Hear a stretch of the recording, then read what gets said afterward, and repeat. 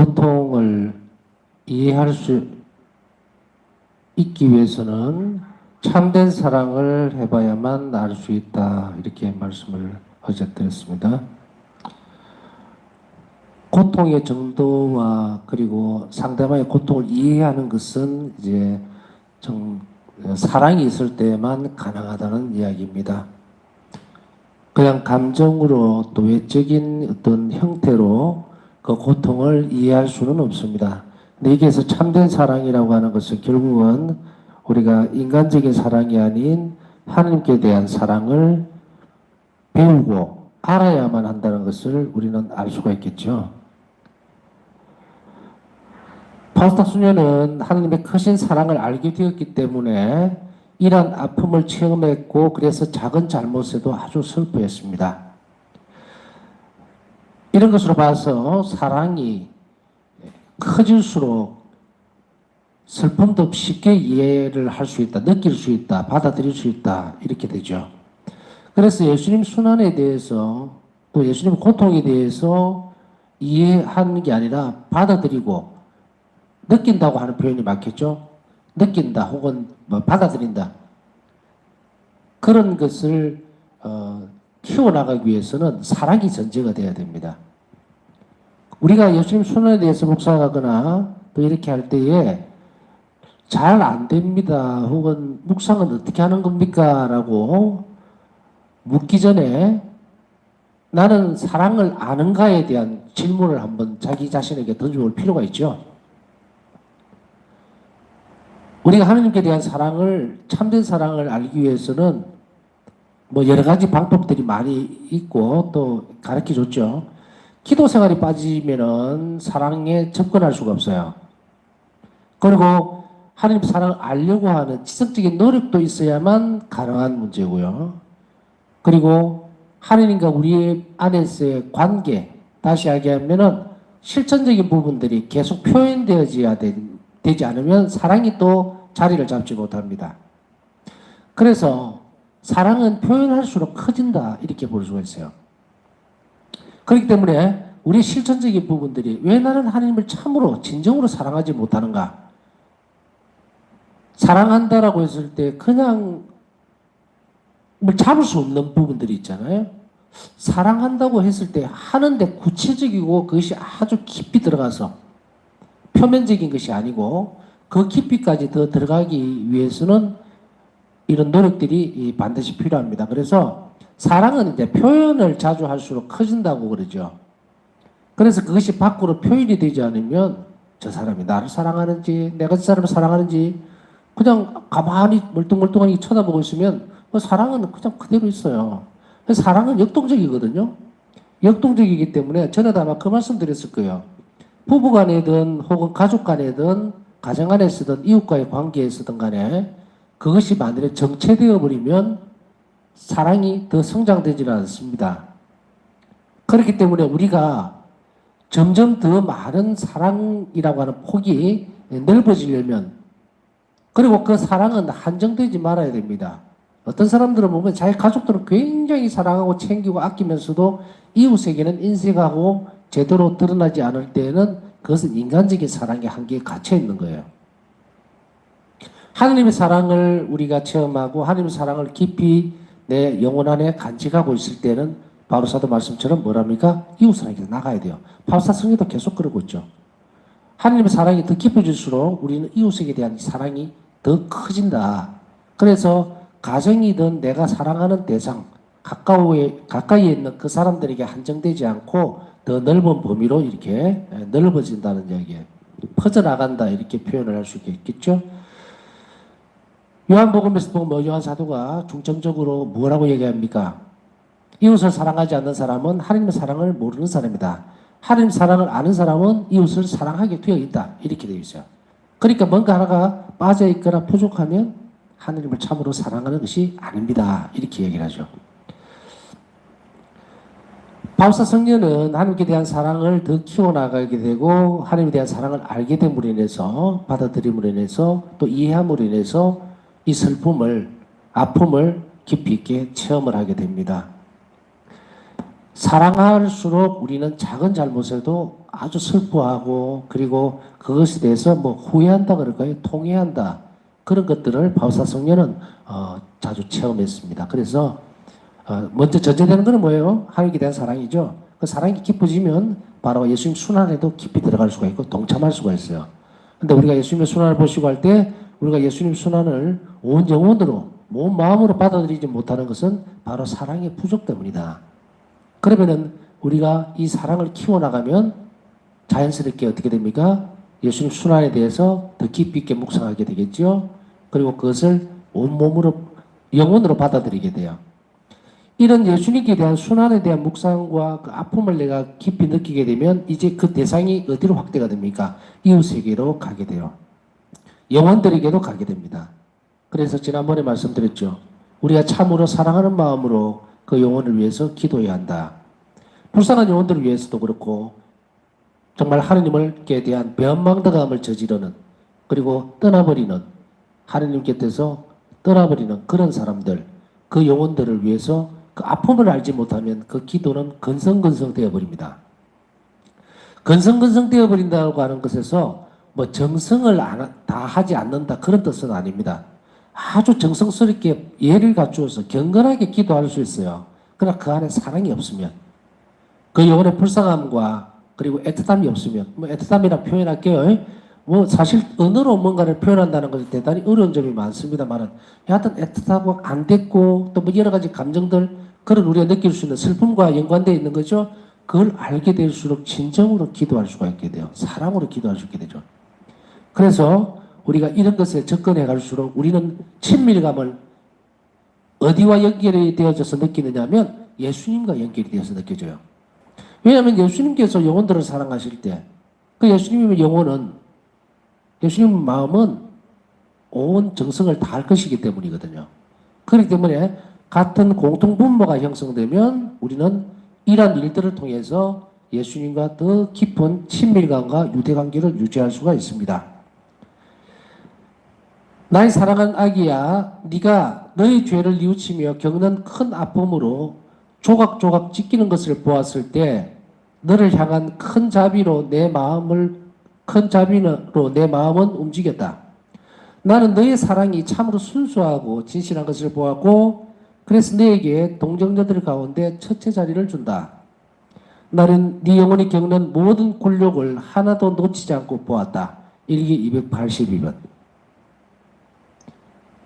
우리가 슬퍼할 때에 그리고 우리 자신의 죄를 뉘우치고 그것에 깊이 들어갈 때에 이것은 순수해지고 진지한 것이 되죠. 진솔한 것이 되기 때문에 예수님은 우리에게 큰 자비를 베풀어 준다. 내 마음을 움직였다는 것은 바로 이거죠. 큰 자비로 내 마음을 움직였다. 그래서 예수님은 이것을 다 주실 수 있는데 바울사 성녀에게만 한정된 것이 아니고 우리가 이렇게 진실되게 뉘우칠 때에 하나님 자비는 한없이 우리에게로 올 수 있다는 것을 우리는 알아들을 수 있고요. 또 우리가 외롭지 않게 저는 뭐 이런 표현을 쓰고 싶어요. 외롭지 않게 내 영혼이 어떤 때는 남이 알아주지 못하는 그런 굴욕이라든지 예수님 때문에 당할 수 있는 그런 창피함이나 수치스러움이 있을 수 있거든요. 그게 무슨 뭐 또렷하게 뭔가 드러나 우리가 일반적으로 얘기하는 그런 수치스러움이 아니고 내가 그리스도인으로서 그리스도교인으로서 살면서 그것 때문에 내가 모욕을 받아야 되고 또 수치스러움을 당할 때도 있고 그런 경우가 있죠. 그런 경우에 예수님은 바로 그 부분을 하나도 빠지지 않고 보고 있었다. 그것이 우리에게 얼마나 큰 위로와 또 다른 한편으로는 기쁨이 되는지 모릅니다. 하나님 때문에 그리고 복음 때문에 당하는 굴욕들, 수치스러움들 그것을 우리는 자랑스러워해야 된다. 때때로 이런 기회들을 놓치지 말아야 됩니다. 우리가 어떤 상황에 놓여 있을 때 하나님 때문에 내가 모욕을 당하고 수치스러움을 당할 때 그것은 큰 선물이에요. 물론 인간적으로 보면 굉장히 즐거운 마음은 될 수가 없겠죠. 마음이 아플 때도 있고 또 창피스럽기도 하고 그런 인간적인 복합적인 감정이 일어날 때도 있지만 그런 이것이 변화되도록 해야 돼요. 그래서 우리가 언제 예수님 때문에 그런 모욕을 당할 기회가 있겠는가? 그런 기회를 허락해 주신 하나님께 대해서 감사드리고 그걸 선물로 받아들일 때에 그때 예수님은 그 영혼을 정말로 자비로운 것을 눈으로 바라다 보고 계신다는 거예요. 하나도 놓치지를 않는다. 그 다음에 바울사 수녀가 통회했던 가장 큰 동기가 있어요. 통회는 동기가 있어야 됩니다. 그래서 우리가 통회하십시오, 또 하십시오, 우리 죄에 대해서 살펴보십시오, 회개하십시오 이랬을 때 잘 못하는 이유가 뭐냐면 그 동기가 있어야 돼요. 출발점이 있어야 되는데 우리는 우리 자신 안으로 자꾸 들어와 버리거든요. 그래서 그 어떤 상황들이 있으면 그 상황에 파묻혀가지고 거기에서 내가 회개라든지 또 통회라든지 그런 것들 끄집어내려고 그러니까 안 됩니다. 이거는 신적 은총이 플러스 알파가 돼야만 이 통회가 일어나요. 우리는 우리 자신 스스로에게 있어서 하나님께로 향하려고 하는 그 통회의 정신들이 기본적으로 갖고 있느냐면 우리 본성 갖고 있지를 못합니다. 안에는 계속해서 이 두 가지가 섞여져 있어요. 변화가 되지 않으면은 하나님께 대한 통회가 일어나지 않습니다. 그러니까 통회는 하나님 사랑을 기반으로 하죠. 그런데 그 사랑에 대한 기반이 좀 더 깊어지고 본질적인 부분들이 있어야 된단 말이에요. 사랑이라고 하는 것은 무형의 어떤 형태로 보이죠. 근데 그것이 무형의 형태로 되어 있는 그 사랑이 우리 눈으로 볼 수 있도록 드러나 버리는 것이 뭐냐면 바로 순환입니다. 확인할 수 있는 거예요. 내가 인간적인 눈으로 볼 수 있고 마음으로 느낄 수 있고 그런 거거든요. 그렇기 때문에 하나님께 대한 사랑이 동기지만 그 부분에 있어서 우리가 눈으로 보고 좀 더 적극적이고 실천적으로 나가기 위해서 바울사 성령은 이 통회를 하는 동기가 바로 예수님 순환에 둔 거예요. 그래서 바울사 성령가 통회했던 가장 큰 동기는 예수님 순환이었습니다. 그렇기 때문에 어제도 앞 시간에도 얘기를 했죠. 예수님의 죄, 예수님께 향하는 우리의 죄, 예수님께서 아무런 죄도 없으신데도 불구하고 인간의 죄 때문에 처절하게 고통을 받으셨는데 그랬을 때 그 인간의 죄라는 것은 뭡니까? 공통분모거든요. 이거를 교회에서는 현세적인 죄라 그러죠. 원죄와 현세적인 죄. 현세적인 죄는 내가 저지를 수 있는 거예요. 이 세상에서. 거짓말을 했든 뭘 했든 무슨 죄를 지을 수 있는 이 현세적인 죄예요.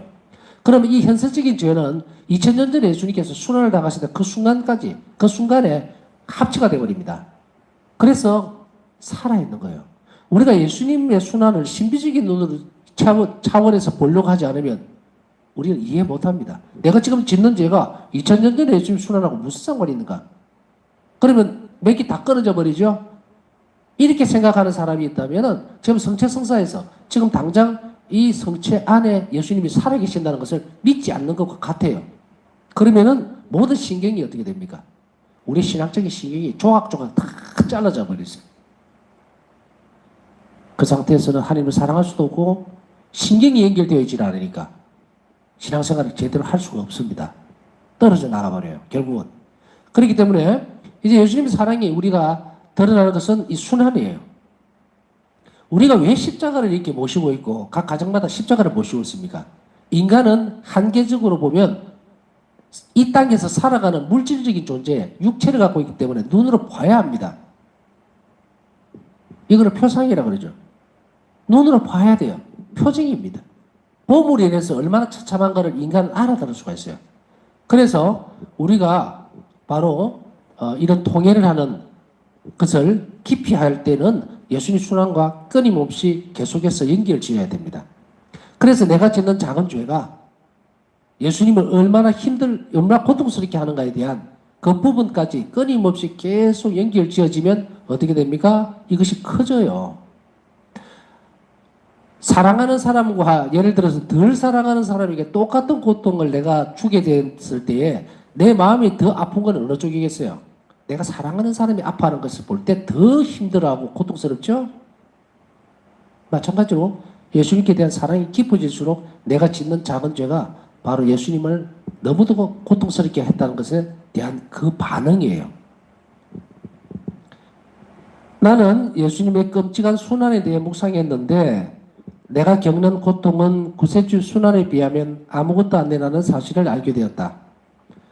그리고 아주 미소한 잘못도 이 끔찍한 고통의 원인이 된다는 것을 알았다. 그래서 내 영혼은 깊이 뉘우치는 마음으로 가득 찼는데 바로 그때 나는 내가 하느님이 헤아릴 수 없는 자비에 잠겨있다는 사실을 느꼈다. 일기 654번.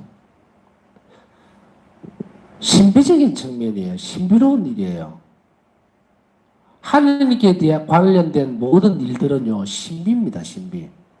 신비는 우리 머리로 이해할 수 있는 부분들은 아니지만, 그렇다고 해서 우리가 못 느끼는 부분도 아닙니다.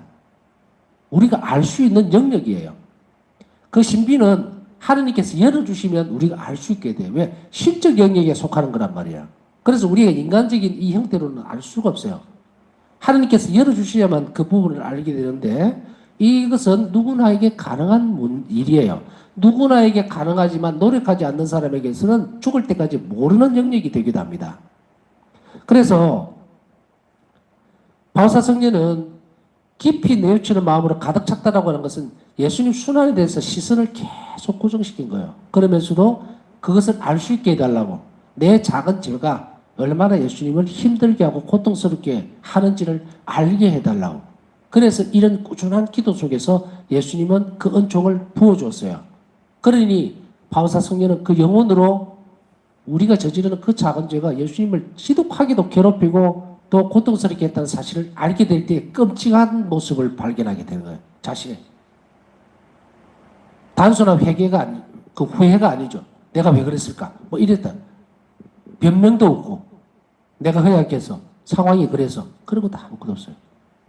일어났던 그 일들에 대해서 깊이 성찰하게 되고 그것이 깊어질 때에 우리는 하나님의 자비를 체험하게 됩니다. 이 순간에. 이러함에도 불구하고 하나님 나를 사랑하셨다는 그 자비를 체험하지 못하면요. 또 혹은 하나님의 자비가 그 안으로 흘러들어오지를 못하면 우리는 어떻게 됩니까? 통해가 단순하게 자신을 좌절시켜버려요. 참 내가 못났지. 내가 그것도 못하고 또 잘못을 했는데 이런 것으로 끝나버립니다. 그리고 수가 죽어버리죠. 전에도 이야기했듯이. 그리고 수치스러워서 숨으려 그러고 자신을 막 한탄하고 원망을 해버리고 자기 자신에 대해서. 그거는 무엇이 부족했을까? 뭐가 안 붙어서 그런가? 하나님 자비에 대한 체험이 같이 붙어 있지를 않아서 이런 거예요.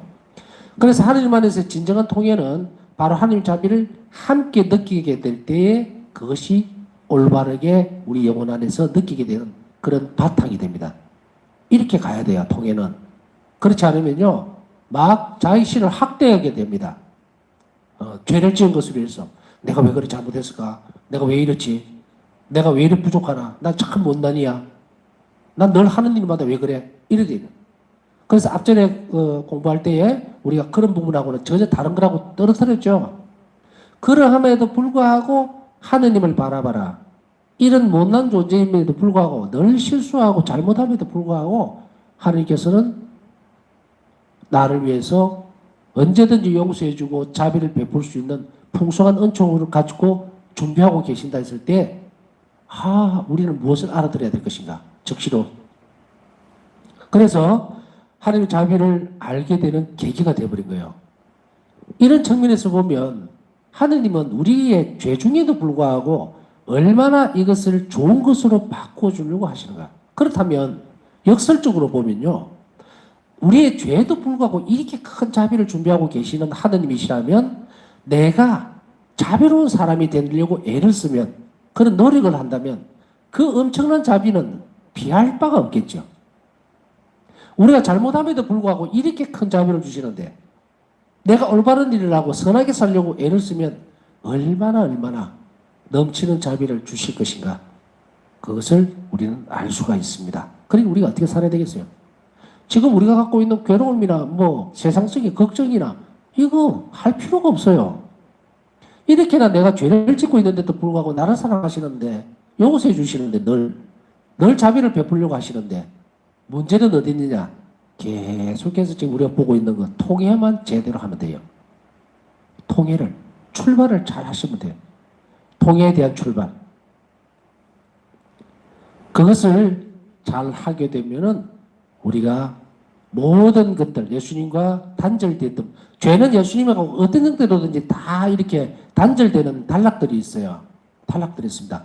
바울사 성령은 큰 죄에서부터 작은 죄까지 아주 미세한 죄까지 점점 위에서부터 이렇게 밑으로 내려오죠. 덕성이 깊어갈수록 하나님께 대한 사랑이 커질수록 예수님 순환에 대한 묵상이 클수록 이것이 점점 깊어져요. 그래서 아주 작고 미세한 것까지 찾아내게 됩니다. 이렇게 본다면 예수님과 우리 관계, 일치의 문제, 예수님을 더 깊이 사랑하고 더 깊이 일치하려면 이 죄의 단락들로 인해서 예를 들어서 몽땅 큰 덩어리로 만들어서 퉁치갖고 예수님하고 관계가 회복되는 거 아닙니다. 죄는 우리 신경과 같이 예수님과 조각조각으로 연결되어 있어요. 전부 다. 거기에는 큰 죄도 있을 수 있고 미세한 죄도 있을 수 있죠. 그것이 막혀 있으면 아주 작은 것까지 찾아내면 모든 신경들이 예수님과 다 연결이 되겠죠. 저는 이제 비유적으로 표현하는 거예요. 다 연결이 돼요. 그러나 큰 죄는 쉽게 찾아내면서도 작은 죄까지 성찰이 깊이 못 들어가면 어느 부분들은 단락되어 있다. 엉겨 있다. 연결이 잘 안 돼 있다. 혹은 느슨해져 있다. 이렇게 볼 수 있습니다. 그것까지 다 찾아내는 것 바로 그거예요. 인간의 죄로 인해 겪으셨던 그리스도의 많은 숨는 고통을 묵상하면서 바울사 성령은 모든 죄가 얼마나 혐오스러운 것인가를 알게 되었다. 성령은 작은 잘못도 싫어하게 되었고 하나님의 사랑에 상처를 주었던 점에 대해 보속하고 싶어 했다. 보속하고 싶어 한 거예요. 우리가 고해성사를 보면은 보속을 주죠. 그 보속, 그것은 최소한의 표시입니다. 그러나 바울사 성령은 이 하느님 은혜에 대해서, 은총에 대해서 받은 것에 대해서 그것으로 그치질 않았어요. 우리가 고해수안에서 묵주기 도달하십시오 하면 그걸로 해서 그 내가 고백했던 그 죄하고 상쇄가 되죠. 상쇄가 돼요. 그러나 계산은 끝났어요. 그런데 그 안에서 예수님께서 우리에게 주시는, 베풀어 주시는 사랑의 은총, 용서의 은총, 자비의 은총, 자비로움, 그것을 입었을 때에 반응이 일어나야 돼요. 바깥에서. 반응이 일어나요. 바울사 성령은 이 반응을 어떻게 이렇게 더 보속을 하고 싶어 했어요. 그 죄에 대해서. 그러면 이런 작은 보속의 행위들, 희생들이 합쳐지면요. 그 영혼은 굉장히 건강해져 버립니다. 튼튼해지면서 같은 잘못을 반복을 안 해요. 반복을 안 합니다.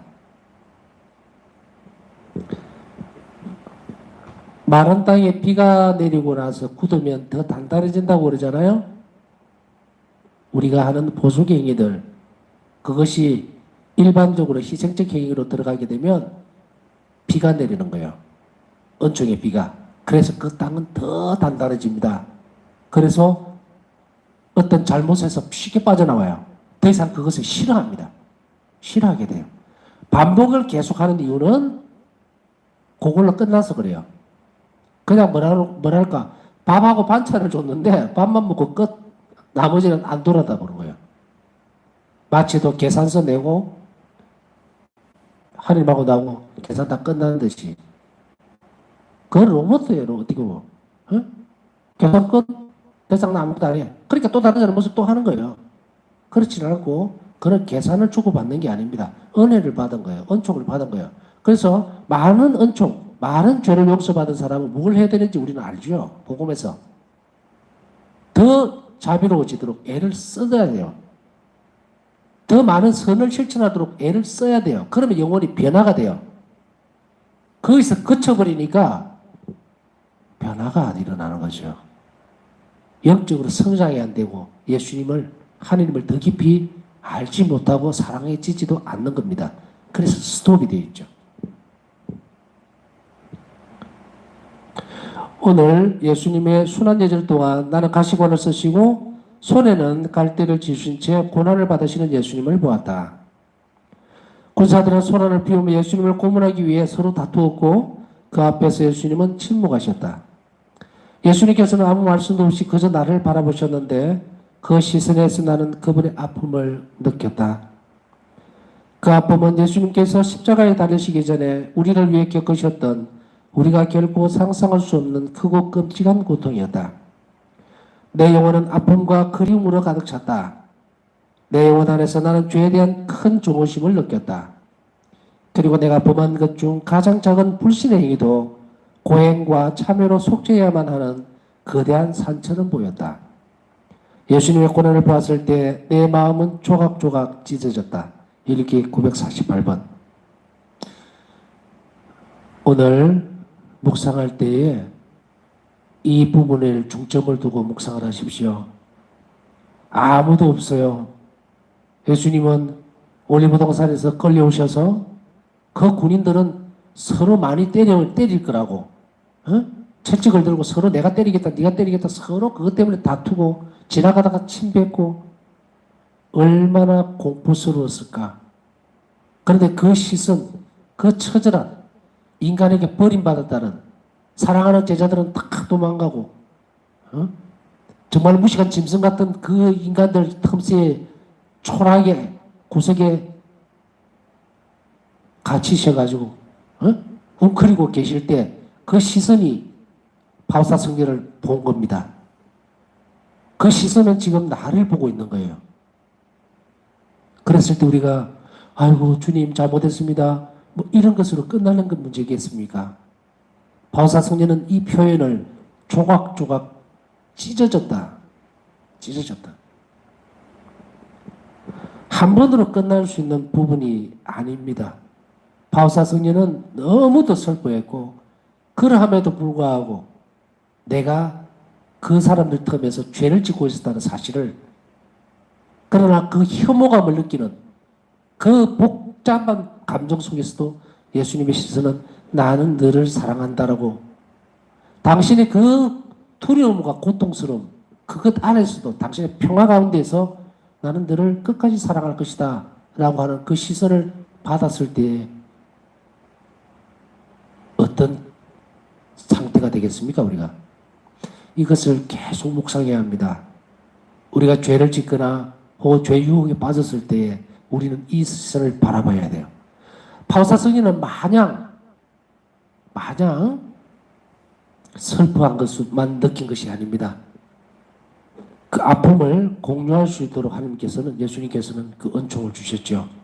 우리가 십자가 일을 하잖아요. 그 십자가 일에 보면 예수님께서 넘어지셨을 때 예수님이 십자가 길에서 뭐라고 말씀하십니까? 나를 위해 울지 말고 너희들 위해 너희들이 더 불쌍하다는 거예요. 너희들은 죄를 모른다. 그것이 너희들을 얼마나 비참하게 만드는지 모르기 때문에 너희들을 너 스스로 너희 자신들을 위해서 울어라. 예수님 그 말씀 하시는 거 우리 기억하죠? 우리가 예수님의 잘못을 보고 예수님의 슬픔을 보고 또 예수님의 순환을 보고 예수님께 잘못한 우리의 모습들을 볼 때 우리는 하나님의 자비를 더 깊이 느낄 수 있게 되어야 합니다. 바오사 수녀는 통회하며 고해성사를 받았다. 바오사 성녀는 예수님의 순환을 상기하면서 죄를 뉘우쳤다. 고해성사를 받을 때마다 나는 마음 깊이 통회하기 위해 예수님의 순환을 상기할 것이다. 하느님 은총으로 내가 할 수 있는 한 언제나 완전한 회개를 실천할 것이다. 나는 이런 통회를 위해 더 많은 시간을 쏟을 것이다. 일기 225번이죠. 통회를 위해서 더 많은 시간을 쏟을 것이다. 조금 있으면 우리 이제 고해성사 본다고 그랬죠. 판공사. 올해 될는지 그건 잘 모르겠습니다. 또 하도 요즘 상황이 이래서. 그런데 우리가 이 고해성사를 준비하기 위해서 시간을 얼마나 할애하고 있습니까? 그냥 줄서가 있으니까 줄서 중에 무슨 죄를 졌지? 그냥 떠오르는 건 몇 개. 이거 하면 되겠다. 혹은 마음에 걸리는 건 몇 개. 오랫동안 준비해야 합니다. 오랫동안을. 우리가 하다못해 밥을 지을 때도요. 정해진 시간 그거 지키지 않고 급하게 뚜껑을 열어버리면 생쌀입니다. 세상의 이치 가운데 우리 밥 한 그릇 먹는데도 이런 시간이 걸리는데 고해성사를 보기 전에 준비라고 하는 것이 이렇게 되어서는 그 안에 주어져 있는 풍성한 은총들을 우리가 활용할 수가 없습니다. 받아들일 수가 없어요. 그래서 우리 바오사 성녀가 일기에 이 부분들 나는 통일을 위해서 더 많은 시간을 쏟아부을 것이다 라는 그것에 우리는 주의를 기울이면서 우리 또한 이렇게 살 것을 또 실천할 것을 결심을 해야 됩니다. 성녀는 양심성찰을 할 때뿐만 아니라 미수한 잘못을 법안 위에도 완전한 통일을 하고자 했다.